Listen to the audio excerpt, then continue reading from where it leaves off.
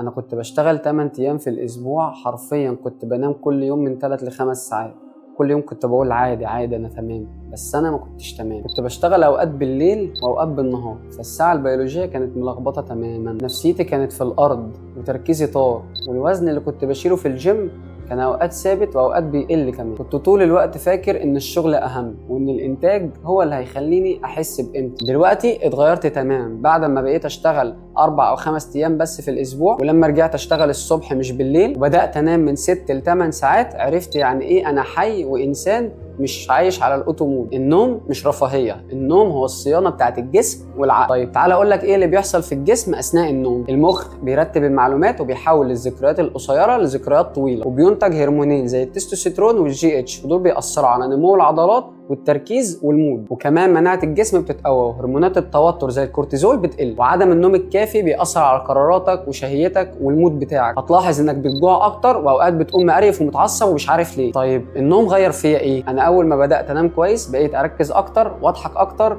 واشيل اوزان اكتر، كل حاجة اتحسنت، من شغلي لعلاقتي بنفسي لعلاقتي بعيلتي، حتى ثقتي في نفسي زادت. النوم كان هو السر اللي كنت بتهرب منه، وطلع هو اللي بيخليني اكسب وابقى احسن. لو بتنام قليل وبتقول عادي فوق. اما بقى لو عندك مشكلة في النوم أو لخبطة، جرب الحاجات دي. رقم 1، وقف شرب القهوة والكافيين قبل النوم من 6 ل 8 ساعات. رقم 2، سيب الموبايل تماما وحاول تشيله من جنبك أصلا. رقم 3، جرب تعمل تمارين مرونة، بس حقيقي أنا ما كنتش مصدق إن هي فعالة، بس فعلا مؤثرة جدا في النوم. رقم 4، حاول توفر بيئة ملائمة زي إنك تهدي النور أو تشغل المروحة أو التكييف. رقم 5، جرب تاخد دش دافي هيساعدك على الاسترخاء قبل النوم. بعد ما تجرب كل ده، لو المشكلة ما اتحلتش، جرب تزور طبيب، يمكن يكون في مشكلة عضوية. جرب تنام 7 ساعات لمدة أسبوع وشوف الفرق بنفسك. حرفيا أنا حسيت بالفرق من أول 4 أو 5 أيام لما نمت كويس. اكتب لي في الكومنتات هتبدأ إمتى، وما تنساش الإنتاج الحقيقي بيبدأ من الراحة، واوعى تستلف راحتك على حساب صحتك، لأن صحتك أغلى ما تملك. سلام.